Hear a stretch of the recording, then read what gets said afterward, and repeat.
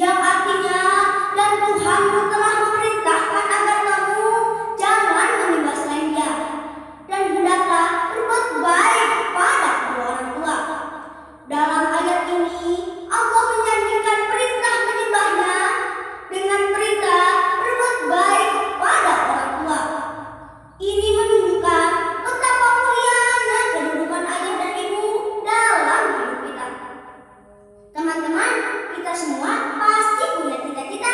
Ada yang ingin jadi dokter, guru, tentara, pengusaha, bahkan ingin membahagiakan orang tua di masa depan. Tapi, tahukah kita jalan menuju cita-cita itu dimulai dari rumah, dari sikap kita kepada ayah dan ibu.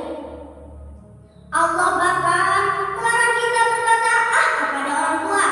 Artinya, sekecil apapun sikap yang menyakiti hati mereka harus kita hindari. Kalau berbicara harus lembut, kalau diperintah harus segera, kalau melihat mereka lelah harus sigap membantu.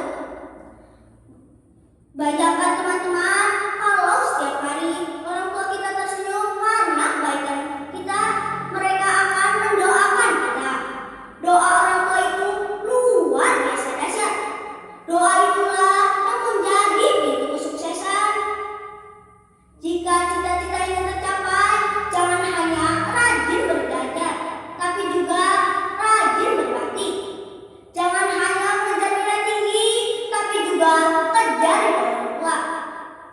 Karena mencintai kedua orang tua bukan hanya kewajiban, tapi juga tiket paling mudah untuk menggapai cita-cita. Rasulullah SAW bersabda, "Ridhollahi fi ridho walidayni, wa sukhtullahi